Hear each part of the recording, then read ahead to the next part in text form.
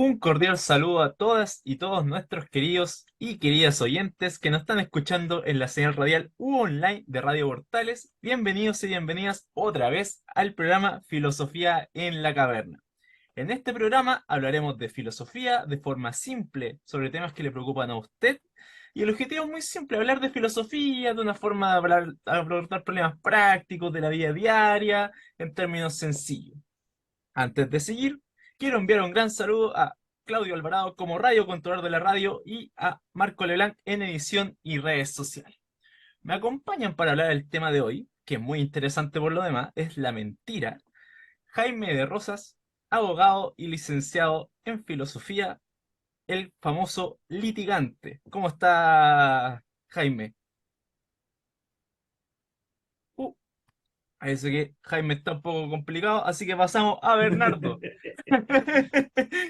¿Cómo está Bernardo, el profesor? Hola Manuel, muy bien, ¿y tú? Muy Fue bien como, también. fue como el caso del alumno ausente, como que llamaron al litigante y como que se fue justo Sí, en el momento en el que tenía que defender su causa. sí, se quedó callado. Claro. Bueno, hoy día vamos a hablar de la mentira, que es un tema que todo el mundo ve constantemente en la tele, en los medios, en las redes sociales, los políticos se acusan de mentiroso, también a uno de repente le mienten, no sé, incluso de repente hay gente que tiene problemas con su pareja, con problemas de mentira. Hay un montón de cosas con la mentira, ¿no? Los amigos, incluso a veces uno se miente a sí mismo, por ejemplo, no sé, pues uno piensa que le va a ir bien en la prueba sin haber estudiado.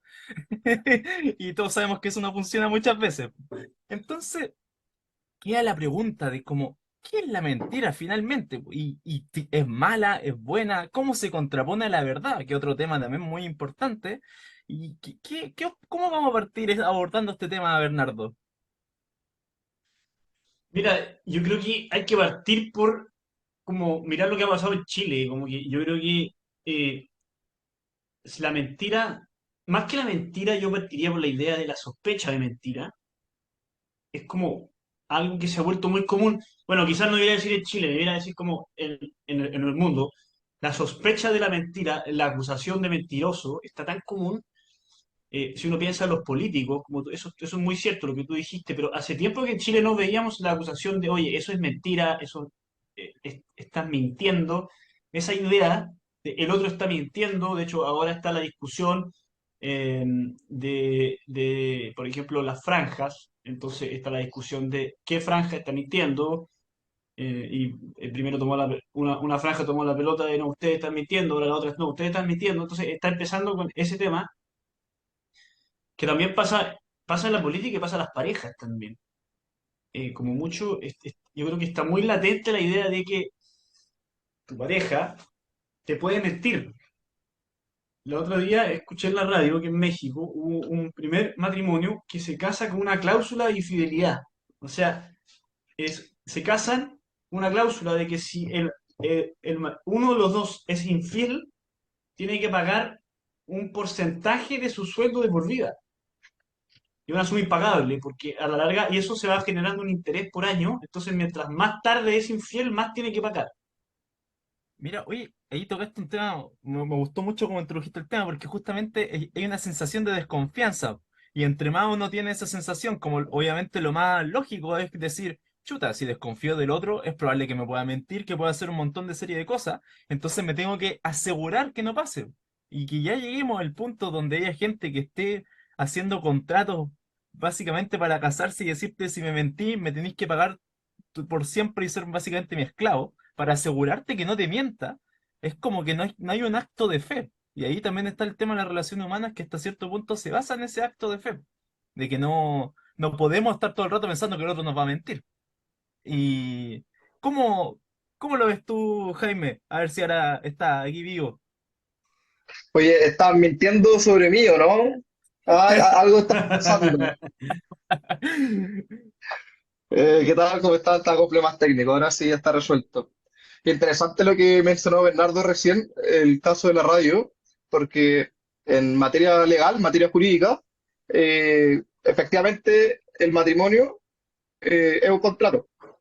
¿No? Es un contrato, según el artículo 102 del Código Civil chileno, en el que dos personas se unen de manera indisoluble para amarse, socorrerse, auxiliarse para toda la vida. Entonces, eso, hay obligaciones. Pero lo interesante y lo que quiero agregar respecto al punto de Bernardo es que en materia jurídica existen los vicios del consentimiento. ¿Ya? Los vicios del consentimiento son tres: error, fuerza y dolo. Entonces, hay casos que puede darse, ¿no?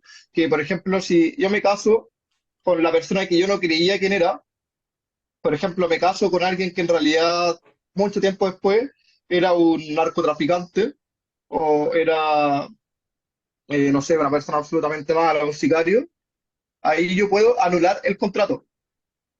¿Por qué? Porque hay error de tipo en la persona. Eso es interesante respecto a lo que mencionaba Bernardo. Bueno, y me gustaría también ahora agregar otra cosa, también otra perspectiva sobre la mentira, como a modo introductorio. No sé si han visto la película Bastardo sin Gloria, que si la gente no lo ha visto, es una muy, muy, muy buena película, no se van a arrepentir. Ya, en resumen, les quiero contar cómo comienza la película. ¿Ya? Creo que es contexto la Primera o Segunda Guerra Mundial, no me acuerdo bien cuál de las dos guerras era. Segunda Guerra Mundial, Jaime. Perfecto, Segunda Guerra Mundial, me parece, que es más presión. Ya, entonces, claro, efectivamente, porque ahí están los nazis. Eso era. Entonces, eh, una familia eh, ¿cómo se dice? Como que ocultó una familia judía en su plena Segunda Guerra Mundial. Y entra un coronel o un cargo importante dentro del ejército nazi y le pregunta a la familia: ¿ustedes tienen algún judío acá escondido? Entonces, ahí está el primer dilema moral con el que comienza la película. ¿Tengo que decir la verdad o tengo que mentir? El tema es que sabemos que mentir es un acto malo. Pero si, entonces, ¿debo mentir o no debo mentir? Pero si miento, podría salvar a la familia. Entonces, esa es como también una buena manera de empezar a introducir lo que es la mentira. Oye, tocaste ese ejemplo clásico que vimos en clases de ética también ahí en filosofía, po. El clásico ejemplo que los nazis llegan Exactamente. a tu puerta y se tiene escondido un judío y te preguntan, ¿tiene escondido un judío? Y dice, ah, mentir o no. Y aquí entramos a la fibra de la ética. Aquí hay respuestas desde, creo que ya lo introducimos en un capítulo anterior, pero lo voy a recordar. Existe el concepto en ética de deontología, que deontología o la ética de principios, que es la ética que se basa en que lo bueno o lo malo está definido por ciertos principios que guían y que generalmente están definidos en negativo, o sea, no hay que hacer esto, no hay que mentir, no hay que matar, es muy parecido a los mandamientos hasta cierto punto, y está la ética utilitarista o consecuencialista que se basa en que lo bueno está definido por las consecuencias del acto que uno hace, por lo tanto, aquí volviendo al ejemplo de Jaime, estaría bien mentir porque estaría salvando a una persona a pesar de todo lo que uno pueda considerar que la mentira es mala, en este caso sería buena. Y también está la ética de la virtud, que ya es más ligada a lo que se considera Aristóteles, por ahí, los estoicos que también hablamos un poco, es más por ahí, ¿ya? Entonces, ese es como el meollo del asunto finalmente. O sea, ¿cómo definimos si la mentira, en este caso, es buena o mala? Y entramos al punto ético de fondo. ¿Y cómo ves tú, Bernardo? Ahí cásate con una posición. ¿Cómo afrontaría ese problema ético que acaba de plantear Jaime? Eh, yo creo que yo soy más partidario de la idea kantiana que planteó Kant de que la mentira es el mal radical. Yo creo que es un mal, eh, es el mal más grave. Si, en el fondo, ¿qué quiere decir eso? Es una cosa importante. Quiere decir que todos los otros valores se sostienen en base a eso. Todo se sostiene en base a la verdad. Eh, de hecho, Kant hace un argumento, yo creo que es el argumento más potente para decir por qué necesitamos verdad en la sociedad. Y es porque nuestra sociedad se basa en representarnos, en delegar funciones en otros. Y eso solo es posible con la verdad presente. De hecho, el problema, yo creo que quizás gran parte de las crisis que tenemos hoy día, es una crisis en la que no confiamos en quienes nos representen, no confiamos en quien hace otra tarea por nosotros, porque no sentimos que está la verdad de por medio. Interesante. O sea, en el caso de lo que acaba de plantear Jaime, donde tocaron los nazis a tu puerta, Bernardo, y tú tienes escondida una persona, y te preguntan por esa persona, ¿qué le dices? Vamos de lleno.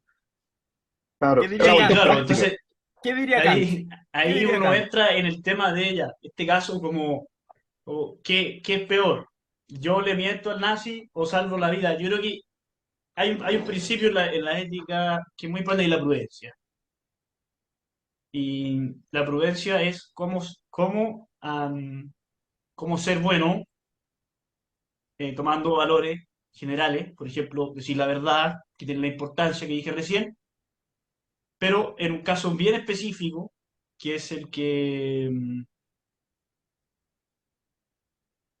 me está planteando usted. Ahora, es importante que cuando Kant dice la mentira es un mal radical, no está diciendo que la mentira es un mal radical en el sentido personal. Eso se ha considerado así, pero no es lo que está planteando Kant.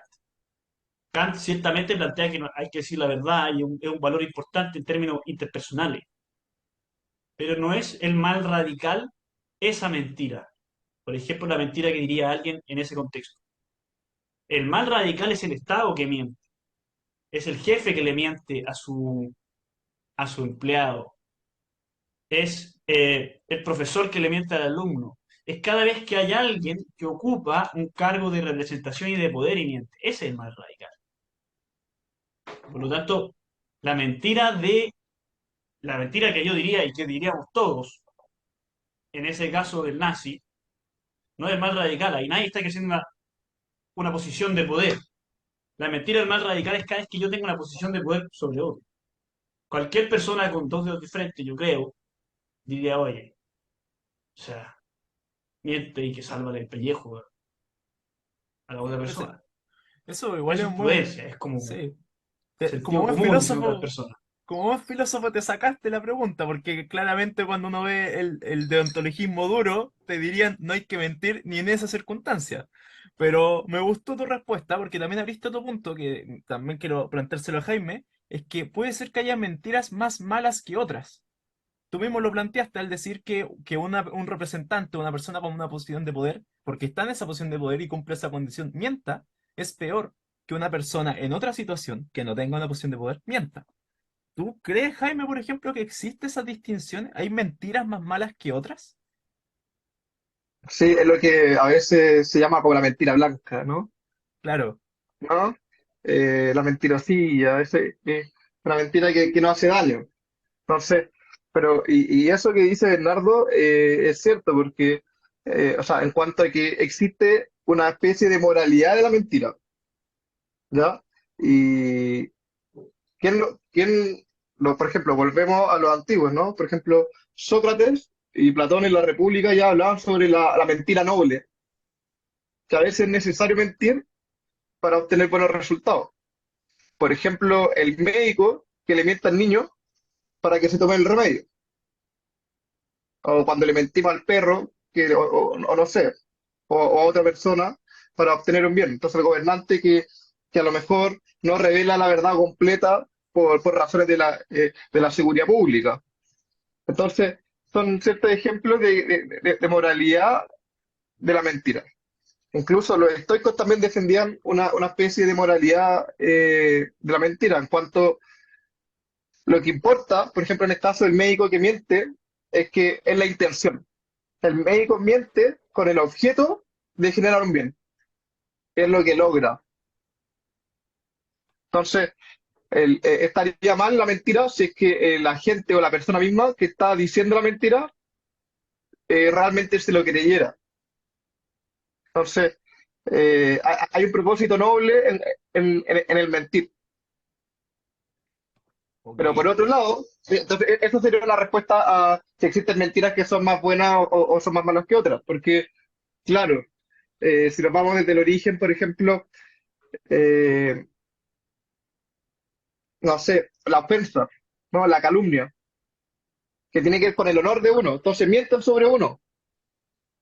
Y eso también son las primeras razones de por qué las personas se fueron a tribunales. Están afectando el honor, están mintiendo sobre mí.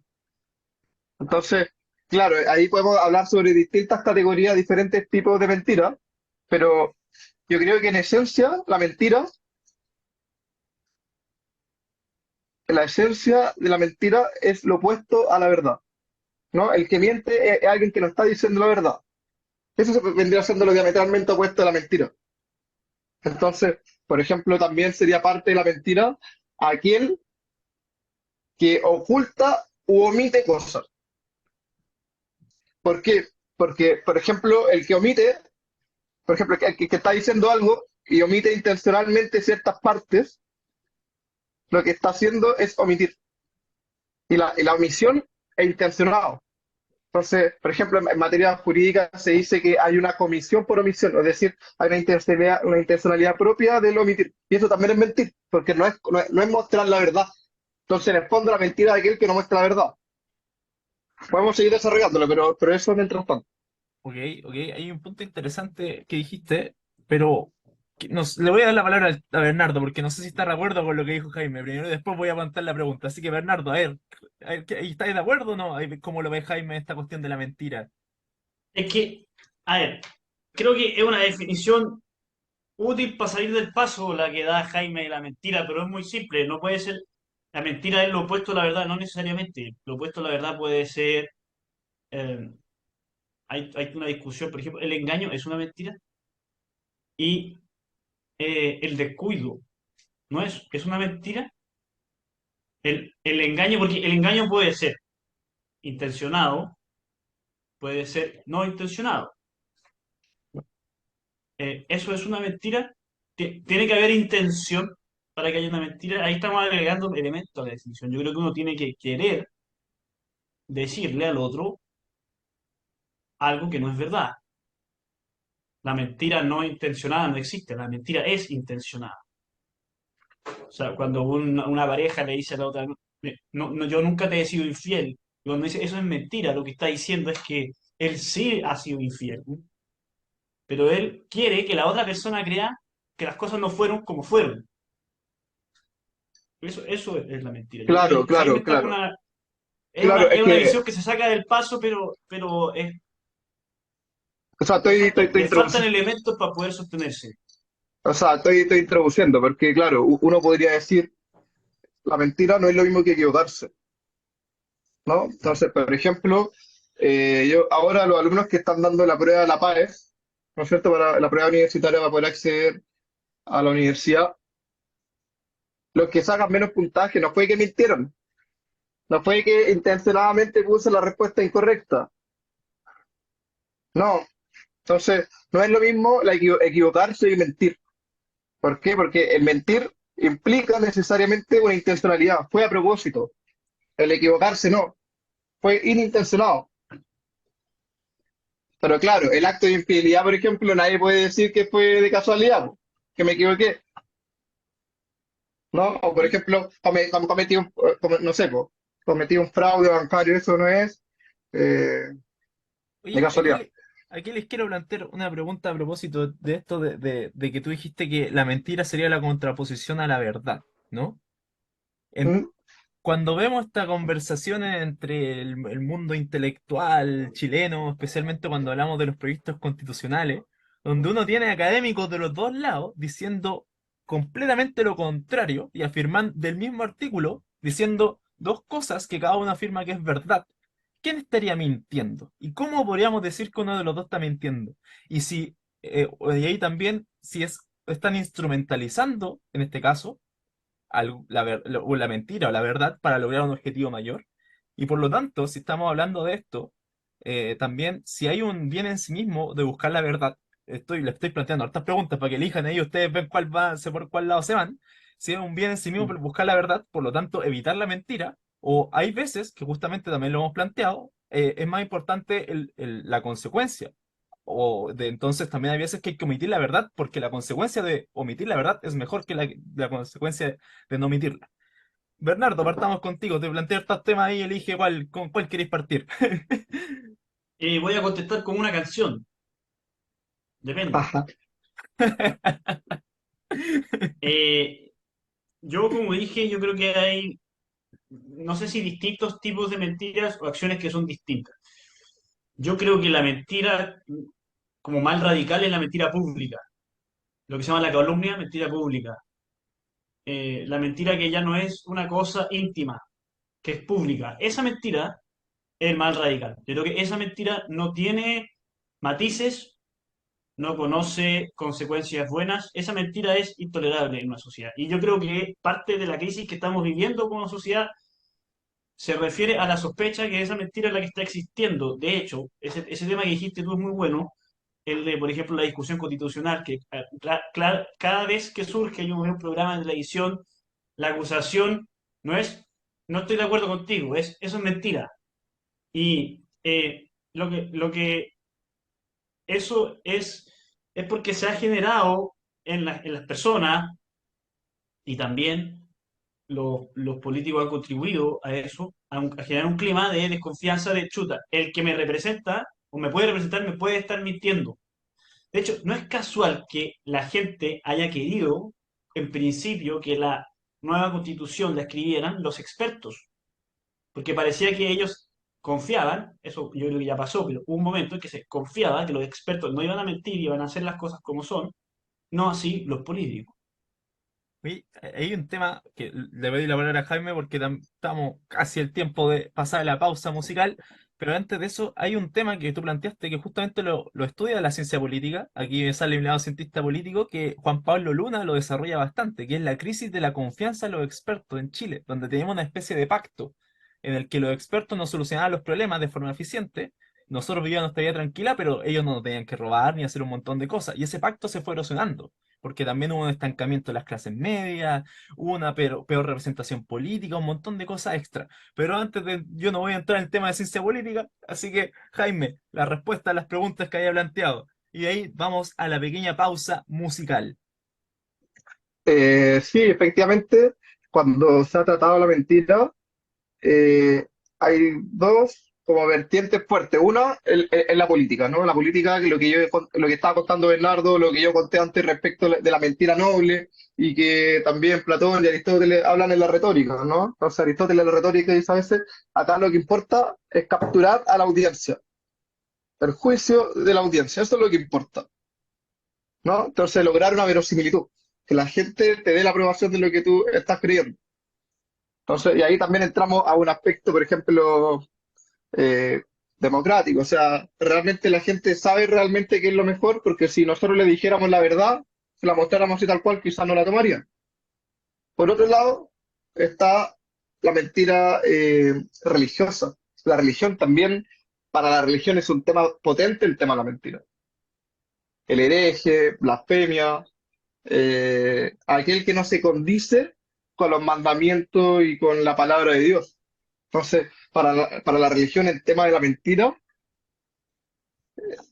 es potente.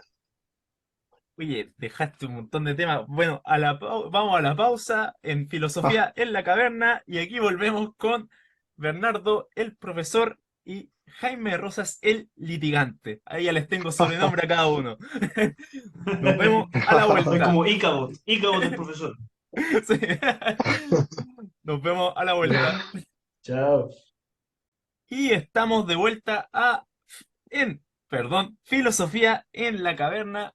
Aquí nos acompaña el litigante Jaime Rosas y el profesor Bernardo Fontaine. El tema de hoy, por si se están incorporando recién, es la mentira. Un temazo, donde aparece en todos lados que los políticos, incluso los políticos se acusan constantemente de que el otro miente. Cuando uno ve los debates, en vez de decirse es que no estoy de acuerdo contigo, te dicen tú estás mintiendo. Y tú mientes. Y también, no solamente los políticos, si uno ve también los académicos, los que supuestamente están en la universidad y más saben, cuando hablan de temas, por ejemplo, constitucionales, también se acusan al otro. No es como que no esté de acuerdo con tu interpretación, es tú estás mintiendo descaradamente. Y eso es una acusación pública y es como se da nuestra vida actualmente pública. Todos se acusan de mentirosos. ¿Cómo podemos afrontar esta cuestión de la mentira así en la política, en nuestra democracia? ¿Cómo la afecta? ¿Es bueno? ¿Es malo?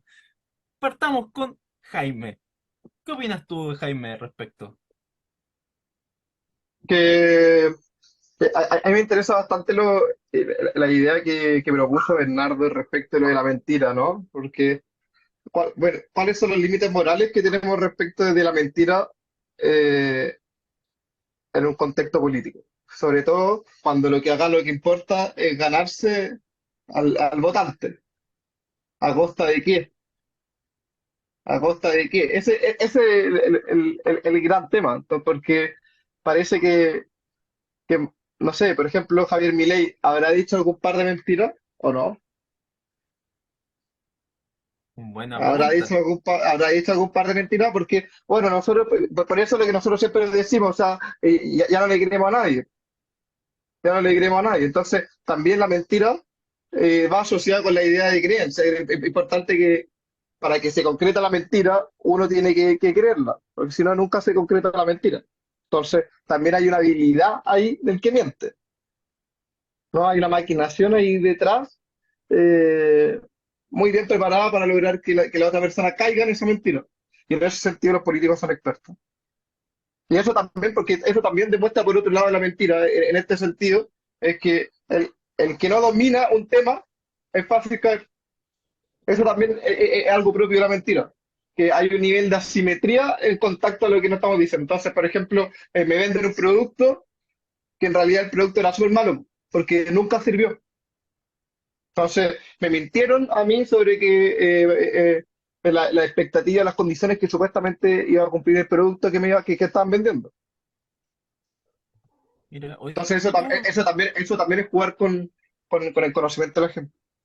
Claro, o sea, hay una cuestión de que si uno tiene una posición de poder o sabe más, puede inducir o buscar formas de transmitir el conocimiento, falso en este caso, de distintas formas para como engatusar a las personas. Y eso se hace mucho y también, bueno, las redes sociales son muy causantes de eso también, de poder generar como estas cámaras de eco, ¿no? Bernardo, la misma pregunta que hice al principio. ¿Cómo ves la mentira en esta vía pública, la vía política, la democracia que lo afecta? ¿Es mala, es buena? ¿Cómo lo podemos ver? O sea, yo creo que esta es la sociedad de la mentira y de la sospecha de la mentira en la que todos estamos constantemente, más que, quizás uno diría, más que la sociedad de la mentira, estamos bajo la sociedad de la sospecha de mentira. Entonces estamos en constante posible acusación de mentiroso. Y hay que estar como protegiéndose, como que uno tiene que tener, por decir así, la evidencia en el bolsillo. Si te la piden, la muestro. No estoy mintiendo. Eh, me pasa mucho como profesor. Antes, es curioso, porque antes, cuando un profesor decía algo de lo que pasaba, por ejemplo, en una sala de clase, por ejemplo, decía, no, es que le decía a unos papás, su hijo me tiró un cuaderno por la cabeza. Los papás le creían al profesor, en principio, a menos que se demostrara lo contrario. Pero hoy en día es al revés. O sea, uno es mentiroso a menos que demuestre que no lo es. Entonces uno le dice a un papá, oiga, su hijo me tiró un cuaderno por la cabeza. No, eso es mentira. Mi hijo no hace eso. Mi hijo no dijo eso. Entonces, uno es como que se dio vuelta la cosa. Antes todos en principio decían la verdad a menos que se probara lo contrario. Y hoy en día todos dicen una mentira a menos que se pruebe lo contrario. Lo mismo le pasa a los políticos, le pasa también a los medios. Antes la gente confiaba en los medios. De hecho, me acuerdo una frase muy típica. Es verdad. ¿Por qué salió en la tele? Eso Claro, ya nadie es lo puede verdad. decir, ¿no? Salió en el diario. Es verdad. Eso ya nadie lo puede decir. Sí, es, Debe ser difícil, yo creo, ser periodista. Voy a plantearme una posición más contraria, como que todos están hoy en día como, no, queremos la verdad, no están mintiendo. Yo quiero plantear una cosa distinta. Yo quiero decir, estoy agotado de que exijan la verdad, de la desconfianza. Esa desconfianza nos está matando. Estamos como en una relación tóxica de pareja en la que los dos creemos que el otro nos va a engañar constantemente. Eso no es sostenible. Eso genera mucha presión. Esa es la sociedad que yo leo. una frase muy poética esa de la sociedad de la sospecha, ni siquiera la mentira. Bueno, yo creo que hay un punto también con los fact-checking, esta cuestión de que está muy de moda, de que hay páginas que sigan a chequear la veracidad de lo que dicen las personas en la vía pública, y también, ojo, que actualmente, claro, esto es un mecanismo que se usa en las democracias, pero hay partidos políticos, incluso mismo gente como del gobierno o de la oposición, que se jacta a sí mismo de hacer fact-checking, lo que es como y ahí como que todos se empiezan a decir, no, si yo soy el que puedo ver quién dice la verdad y quién no, y también sospechan constantemente del otro. Y ahí me gusta mucho una frase, no la voy a decir en latín porque mi latín es pésimo, pero es bueno, es clásica de un cómic que se llama Watchmen, que es básicamente los vigilantes. ¿Quién vigila a los vigilantes? ¿Quién vigila a aquellos que supuestamente tienen que velar por la verdad?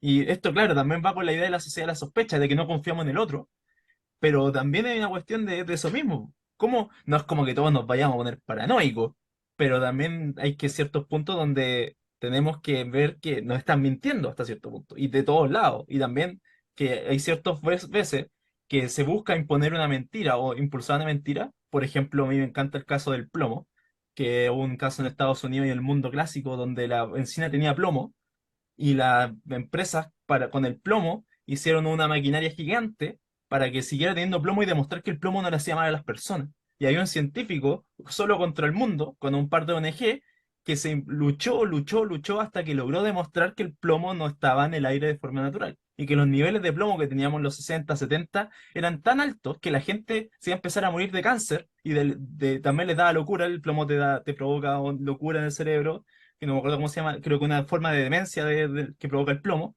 y los romanos ocupaban plomo, también por eso se le echa un poco la causa de la caída del imperio, que estaban todos enfermos de plomo, a eso. Entonces, sí, es chistoso, pero sí.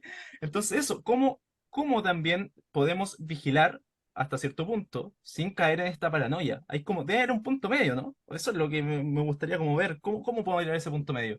A ver, Jaime, no sé, ¿qué opinas tú al respecto? Sí, eso mismo también que, por ejemplo, en la televisión no se puede decir libremente una mentira. Y las grandes empresas tampoco lo pueden hacer. No pueden inducir a mentira. También es esto mismo de, por ejemplo, no puede aparecer una figura pública promoviendo una dieta que, para bajar de peso, que en realidad es lo menos saludable que hay y que puede llevar a la muerte. Y eso es sancionado. Eso es sancionado. Es sancionado también que los programas de televisión digan una información que no es veraz. Es decir, o que mientan muchas veces. Y de hecho, muchas veces, y eso también pasó hace poco en el Mercurio, que sacaron de contexto una declaración que dio la diputada Cariola, Sí. y lo hicieron intencionadamente. O también que cuando se sancionó a Chilevisión, porque saca de contexto, y eso en el fondo lo hacen para tergiversar los hechos. Que al final están mostrando la mentira. Y eso es sancionado. Eso es una actitud dolosa. Entonces, yo creo que también, eh, por eso yo también emparenté el concepto de la mentira con la verdad. Y, bueno, para ahondar un poquito más en esto, también está muy común, de manera muy cotidiana, de manera muy prefilosófica, que todos tienen, es que cada uno es dueño de la verdad.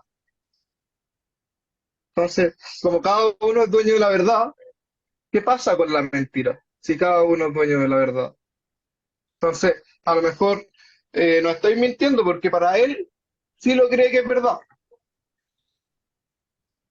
Y Entonces, eso también es un sí, tema importante. sí, un tema importante justamente la unión entre verdad y humanidad. O sea, bueno, mi teoría es que junto a la sociedad de la sospecha de Bernardo, también hubo un aumento en nuestra sensación de que somos, como se perdió tanto quizás las religiones, esta es mi teoría media nietzscheana, nos empezamos a apropiar o pensar que somos más importantes de lo que realmente somos. Por lo tanto, todos tenemos una verdad y que todas las verdades son iguales. Y para mí no, para mí sí hay ciertas cosas que son verdaderas, otras cosas que son falsas, y hace mucho daño pensar que todo tiene una cierta verdad y que hay que sospechar del otro constantemente. Hay ciertas cosas que quizás antiguamente las consideramos como verdaderas, y que, por ejemplo, que la física tenía razón, y ahora hay gente que la manda a cualquier parte porque cree que la Tierra es plana, por ejemplo. Entonces, no sé, eso es como mi perspectiva con lo que decía Jaime. Pero, ¿cómo lo ves tú, Bernardo, todo esto, este fenómeno, básicamente,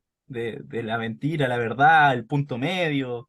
¿Quién vigila a los vigilantes? No sé, o incluso la paranoia que provoca la idea de la mentira entre las personas. Yo creo que estamos en la paranoia, o sea, estamos en una especie de neurosis de todo.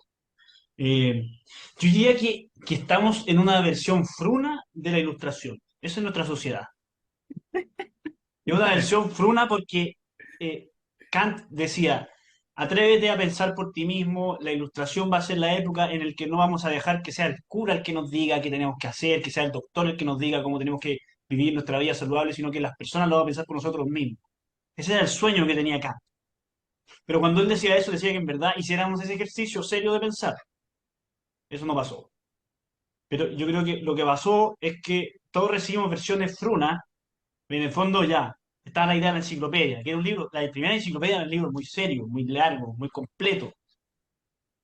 En algún sentido Wikipedia, yo creo que es una enciclopedia muy seria cuando uno la lee entera, que pasa poco. Entonces, y hay otras enciclopedias también para temas específicos, de medicina, de filosofía, por ejemplo, hay una muy buena, o hay un par buenas. La enciclopedia británica también es muy buena en internet. Eh, Esas son enciclopedias, pero al lado de eso está lleno de microinformaciones, de pseudo enciclopedias, pseudo páginas, eh, y para qué decir TikTok, que es como lo más breve en una imagen de 2 segundos, alguien diciéndome algo, y probablemente yo hablo de algo y me van a aparecer miles de cosas. O sea, yo no tengo TikTok, pero si tuviera, seguro que mi celular me estaría mostrando miles de TikToks sobre la mentira, qué es la mentira, qué me mintió. Entonces, eh, esa es la ilustración de hoy. Es una versión fruna porque todos se sienten que saben, todos se sienten con la autoridad para poder, como si ellos hubieran hecho el ejercicio que decía Kant, atrévete a pensar por sí mismo, pero hicieron una versión fake. Esa no era el pensar serio que planteaba Kant, no era el espíritu ilustrado. Entonces nos comportamos así, como si todos tuviéramos la verdad, como si todos pudiéramos verificar cuando el otro miente, cuando no es así. O sea, hay una amiga que es doctora y me decía, yo le digo a los pacientes, oiga, eso le hace mal. Ah, no. ¿Cómo sabe? A mí me hace bien. Yo me tomo un paracetamol todos los días. Pero oiga, no se puede tomar paracetamol todos los días. No, me hace bien. ¿Usted cómo sabe? Entonces, y porque lo leyó en internet. Entonces nos sentimos ilustrados, pero no somos ilustrados. Y nos sentimos como que somos todos unos vigilantes, pero no somos. Y eso ha generado mucho desborde. Cambiamos el que la verdad la tiene la tele por la verdad la tiene el internet. Y hay un punto importante. Y también es que nombraste algo que probablemente tenemos que abordar en otro capítulo porque lleva un capítulo por sí mismo que es el pensamiento crítico y cómo pensar críticamente y cómo piensa supuestamente, idealmente de pensar la filosofía. Y ahí también tenemos a Kant que justamente se le atreve a pensar por ti mismo, pero tiene su requisito, es difícil. No es como llegar de un día para otro, voy a empezar a leer un poco y voy a empezar a pensar por mí mismo. Pero, Jaime, ¿tú qué opinas al respecto de esto que está esta presentación de información que nos hizo el profesor acá? Sí, es muy interesante eso, porque esa idea de Kant del sapere aude, ¿no? Que en el fondo atrévete a pensar por ti mismo, eso implica un ejercicio propio de la crítica. Para poder mentir o detectar la mentira, tenemos que tener la capacidad de poder pensar por nosotros mismos. Lo que Kant dice, abandonar la minoría de edad. ¿Qué significa abandonar la minoría de edad? Significa hacerse responsable de nuestros propios actos y de lo que decimos. Eso significa abandonar la minoría de edad. Abandonar la minoría de edad en estricto rigor no es que yo cumplo 18 años, entonces ya soy mayor de edad. Esa es la versión pruna, como decía Bernardo. Porque en estricto rigor, el, el, el atreverse a pensar es ser capaz de poder identificar una mentira. ¿Eso qué significa ser capaz de identificar una mentira? Hacerme responsable. Entonces, la responsabilidad implica necesariamente poder detectar la mentira, condenar la mentira, para que salga a la luz la verdad. ¿Por qué? Porque la mentira obstaculiza el camino a la verdad. Nos impide ver la verdad. Y, y dijiste algo que por lo menos a mí me llamó la atención, de es hacerse cargo de lo que decimos. Tanto quiero hacer un pequeño ejercicio de qué tan distinto sería el mundo si cada uno asumiera cuando dice una mentira o se equivoca, o dijera en vez de empezar a argumentar y darse vueltas mentales, decir, no, sabéis que me equivoqué, sí, no, o no sabía, o sabéis que sí, lo mentí. No, no, no era eso, es otra cosa. Quizá esta idea de que tenemos que sospechar constantemente, también yo creo que es uno de los ejercicios de la filosofía. La filosofía, idealmente, aquí todo siempre es mundo ideal, no ningún filósofo, todos los filósofos piensan así, ni por qué toda la gente que estudia filosofía o se dedica a la filosofía va a ser así, pero la filosofía idealmente te debería buscar a una humildad intelectual. O sea, tú sabes que probablemente te estás equivocando y que es muy difícil desarrollar una teoría muy fuerte filosóficamente. Y esa es la humildad, como cuando uno lee a Platón, Aristóteles, todo esto, igual uno siente un dejo de humildad dentro de su pensamiento. Que sean capaces de decir, por ejemplo, me equivoqué en tal parte, no lo dicen, pero se contraargumentan a sí mismos y se cambian su pensamiento. Básicamente dicen, yo me equivoqué y voy a decir esto ahora." Pero te lo dicen, te dicen, esto está mal, lo que dije antes está mal, no tengo problema en admitirlo. Y lo dejan escrito, que es peor aún, porque ahora nosotros 2000 años después lo estamos leyendo y decimos, el tipo tonto se equivocó. Pero sí, eso es. ¿Cómo tú lo ves, Bernardo? Bueno, hay una frase que me hace reír mucho que aparece en hartos diálogos que Sócrates dice como, me has dejado sin palabras, Sócrates, cuando le contraargumenta su argumento y queda eh, como que ya no tengo nada que decir. Eh, Versus el personaje que no acepta, que dice Sócrates, creo que estás confundiendo todo con el lenguaje y me estás como... Es como esos son como los dos tipos de personajes de los diálogos. Sí, Eh, bueno, yo creo que es muy peligroso lo que está pasando y es muy estresante. Uno de los grandes males de nuestra sociedad actual es el estrés. Yo creo que es muy estresante esta sociedad en la que todos estamos bajo sospecha de mentira. Yo creo que eso no es sostenible.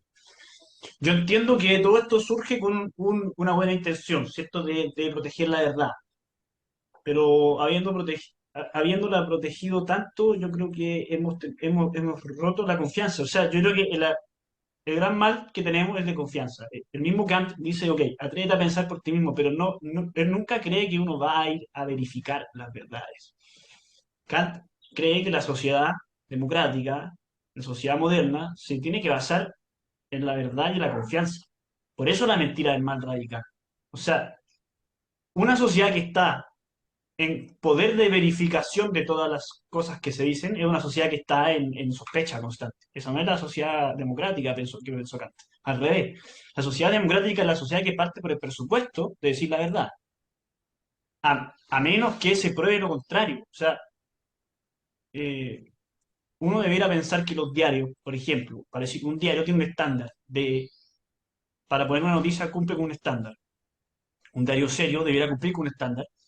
Y uno debiera creer lo que dice el diario porque cumple con el estándar. Y debiera confiar que el periodista que escribió esta noticia sobre la guerra de Israel cumplió con el estándar que cumple el diario. A menos que se pruebe lo contrario y para eso hay mecanismos, ok. Esa debiera ser la forma, pero en realidad yo no veo la discusión pública así. Yo veo la discusión pública como lo más probable es que ese diario está mintiendo. Incluso el gobierno, cómo niega las encuestas, de repente las de la criminalidad. Hace poco vi una frase que dice, no, es que esa encuesta no estaba hecha con los criterios correctos, por eso da tanto crimen. Perdón, por eso da tanta sensación de victimización. Con esta como excesiva mm, escrúpulo que hay sobre la verdad, hemos perdido toda posibilidad de acudir a datos, a hechos, como que ya nada vale. Porque todo lo que yo he hecho, al que pueda acudir, puede ser mentira. Entonces, claro. tratando de proteger la verdad, nos quedamos con un mundo en que ya no hay distinción entre verdad y mentira. Ah, estamos en una situación compleja. Jaime, te doy la palabra. Me dejaron sin palabras, Sócrates. No, no. Ay, Jaime. Pero sí, para ir aumentando como a la complejidad del asunto, es que pueden haber personas que se encuentren en estados de ignorancia, pero no por eso sean mentirosas. Entonces, el ejemplo que da Bernardo, no, si yo vi en las noticias, ya me ha pasado, que no, si yo vi en las noticias que salía que con la nueva ley de no sé qué cosa yo puedo hacer tal cosa, salió en las noticias. Entonces, como si el extracto de la noticia de 1 minuto y medio resolviera las 40 páginas que salió de la ley. Entonces, eh, el tema es que hay mucha gente que se compra estos discursos políticos que decías tú, Manuel, y la gente lo repite como loro. Entonces, yo creo que, insisto, y quiero volver al punto de origen, la mentira es intencionada. La mentira es intencionada. Por eso, el mentiroso sabe que pasó algo y no dice la verdad. Por ejemplo, la pareja que le fue infiel no dice la verdad porque conoce el hecho y no lo dice, está mintiendo. Entonces, eso es lo principal. Entonces, es aún más grave cuando hay posiciones de poder y pues dentro de esas posiciones de poder implica ciertos cargos de responsabilidad. Por ejemplo, si tú eres médico, se te imputa obligatoriamente que tú debes tener el conocimiento Claro. y no se te va a perdonar. Entonces, y ahí también uno puede tratarlo de mentiroso. Porque ahí también, ahí entramos a otro problema, que por ejemplo, es la persona que se miente a sí misma inintencionadamente, por ejemplo. La persona que se miente a sí misma inintencionadamente, que es el problema del autoengaño. Entonces, por ejemplo, la persona que sufre celos se imagina mil situaciones que le están siendo infiel. El celópata. No sé, estamos contra el tiempo, pero Sí. eso me da. Oye, no va a faltar programa para tanto que tenemos que hablar de la mentira. No, pero no se lo pierdan, la próxima semana lo vamos a retomar con un concepto que se llama charlatanería. Lo dejo ahí como spoiler para el siguiente programa. Si no, me lo cobran y digan que yo mentí. No tengo problema en admitirlo. Pero hay un punto sobre las dos cosas que quería rescatar de ustedes dos, antes de dar la palabra a Bernardo, que le toca también la sección también para que cierre, el filósofo recomienda, así que ahí para que vaya pensando en qué recomendar, que me gusta mucho no sé si es de todos los filósofos, algunos filósofos franceses también lo dicen, a veces que no soy muy amigo de ellos, y algunos estadounidenses también, de que la democracia y también otras cosas como las relaciones, hasta cierto punto son un salto de fe. Es que tú, no hay tanta razón que va de la mano, sino es como tienes que creer simplemente que el otro va a respetar las cosas que dice que va a hacer. Y uno no puede no pensar eso, porque si no la democracia no tiene sentido. Y también pasa con las relaciones de pareja. Creo que Bourdieu habla de las relaciones de pareja directamente. Y Rawls también, bueno, me gusta mucho Rawls. Rawls en algunas partes básicamente tiene esta idea de que la confianza en la democracia, en todo esto, es como un salto de fe finalmente. No podemos basarlo 100% en la razón y en la racionalidad. Hasta cierto punto tú tienes que decir, es que ya confío y que vamos a hacer las cosas como creemos que tenemos que hacer las cosas bien. Tenemos que conversar como sociedad. Y yo creo que, fuera de lo que decía Bernardo, hay un problema en eso. Nos cuesta dar ese salto de fe. Como que no podemos darlo. Y pasa en todos los sentidos. También quizás por eso no empezamos a bailar tanto. Nos cuesta mucho dar ese salto hacia simplemente de creer que el otro va a respetar las cosas que dice. Bernardo, te deseo la palabra, las palabras de cierre y acuérdate de recomendar lo que tú quieras. Sí, sí, yo quiero dejar planteada una pregunta, que es algo que me he preguntado harto y lo he visto en algunos filósofos como Nietzsche o un filósofo más contemporáneo que se llama Richard Rorty. Es la idea de si es que es lo mismo la intención de decir la verdad, o sea, la intención de no mentir, que decir la verdad. Puede haber mentira sin verdad con mayúscula. Puede que la verdad no exista y seguir existiendo la mentira. Quiero dejar plantear esa pregunta, es una pregunta como para meter suspenso, ¿no? Eh, bueno, el libro. Yo creo que un autor muy interesante y que ha tratado estos temas.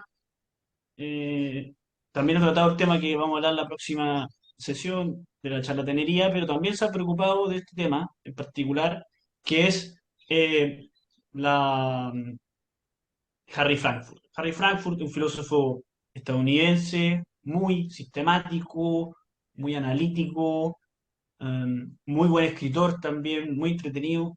Ha escrito una serie de ensayos de muchos temas, por ejemplo, del amor y de la desigualdad también. Uno de los ensayos es sobre la verdad.